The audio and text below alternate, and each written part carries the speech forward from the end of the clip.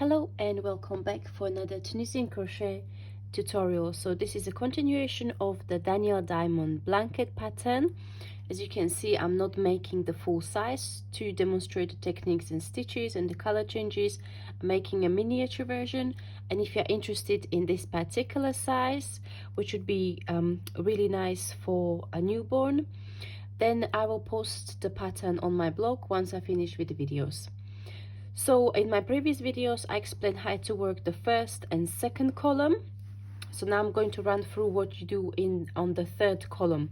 So this is where you are completing the basic stitch pattern. So as you can see, the color pattern is basically built in squares of three larger squares of 3 by 3 smaller squares, and you are alternating the color A and color B. So the color A is the lighter one that you start with, and then you alternate the plain squares with the squares where you've got the diamond shape in the alternating color, and then there is the middle square, which is basically a color work where you change the color on the forward and return pass. So that's just in a nutshell how we are building the color work and the stitch pattern. So in the third column you are going to be following the color changes and the stitch patterns as per the first column. However, you will be following the instructions for the second column in terms of how to attach it.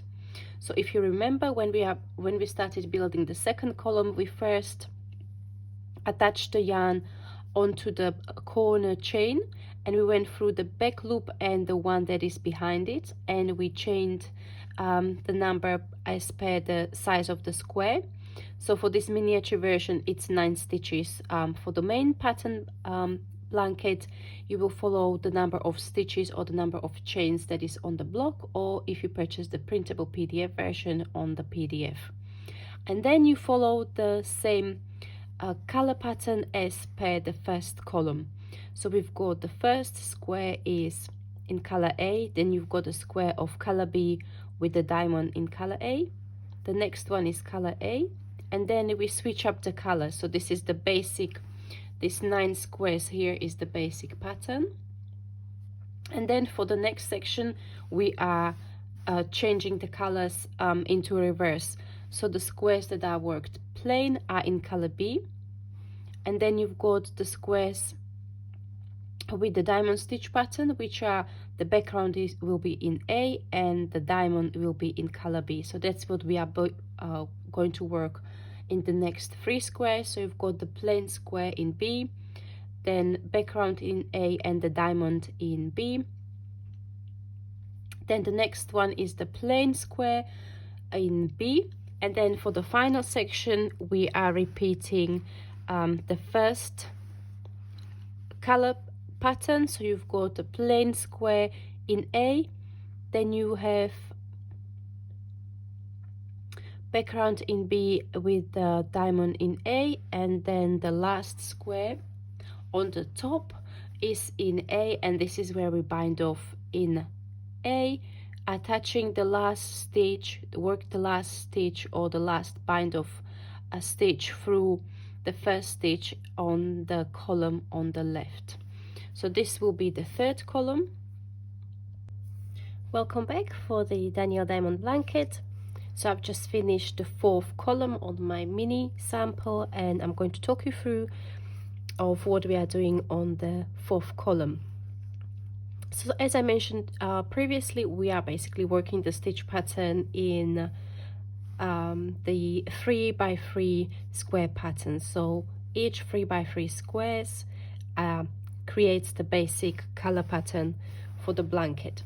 So we've started with the one where we started in color A, so that was 3 by 3, and then we've had starting from color B 3 by 3. So what we are basically taking is lifting this 3 by 3 square that we've started with color B on the left bottom corner. We are lifting it up and we are moving it to the beginning. So as you can see, I've started with the color B, then there was a color work, A background, B center, color B, color A, there's another square with background in B and diamond in A, color A, and then we repeated the first 3 squares.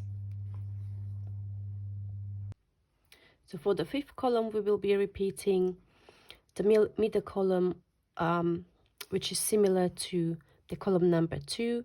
So that's the middle column of the stitch pattern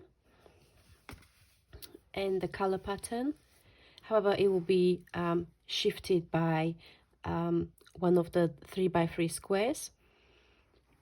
So you can see that here where we had the stitch pattern for the first time, we will be now repeating the stitch pattern from this section upwards. So we will start with this square here, which is background in A and the diamond pattern in B. So that's what we have here in the corner. Then the next square will be repeating the stitch pattern where we change the color on the return pass. So we will work return pass and then forward pass in one color, change to the alternating color all the way for the number of rows. The next square will be in A with background in B. Now if you look further up here on where we had that stitch pattern for the first time, then we move to this section here. So that's where this section starts. I've got the background in B, diamond in A, repeating, changing colors on the return pass. Then we have again background in B and diamond in A, and then we will repeat the first 3 squares of this column. So for the first and the third square, they are the same way. We have background in A and diamond in B, and the center square is changing the colors on the return pass. Welcome back for the 6th column. So on this column we are completing the color pattern for the 3x3 squares where the corners are in color B. So this would be the last column, which is a repetition of the column number 4.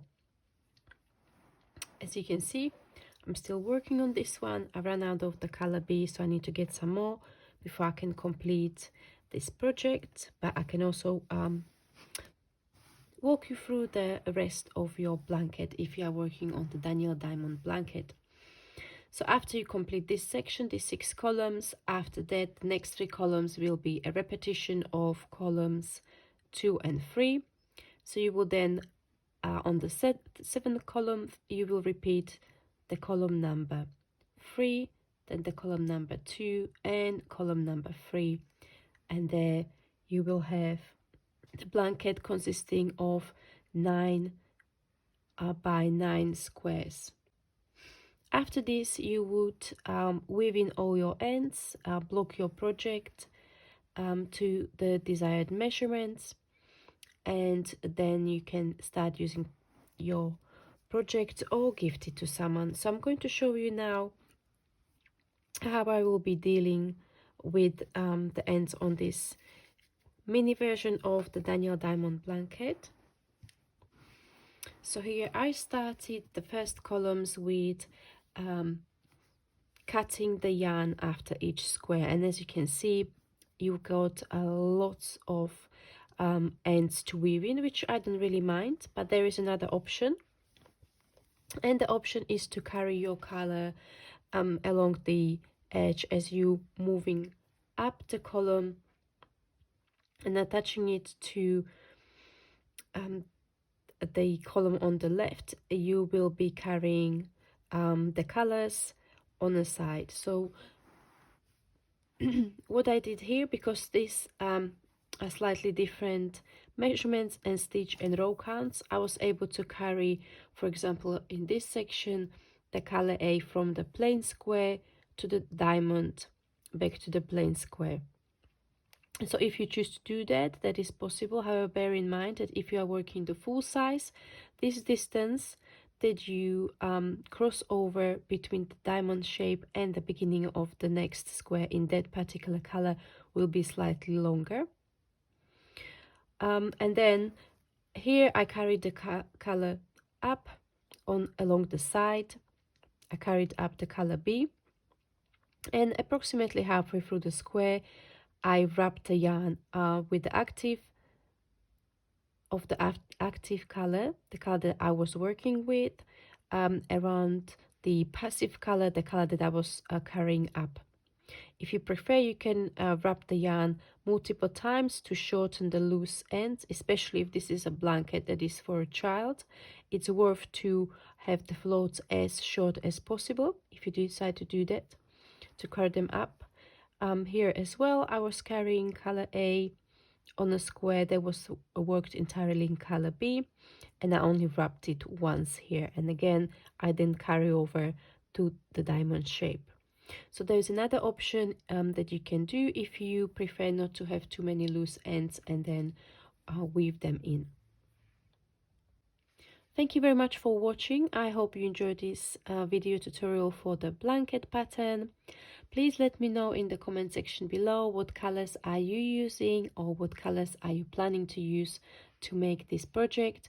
As always, I'm going to link the other video tutorials down in the description, together with the blog post where you can find the pattern for free, as well as the links to my Ravelry and Lovecrafts shops where you can purchase the ad-free pattern.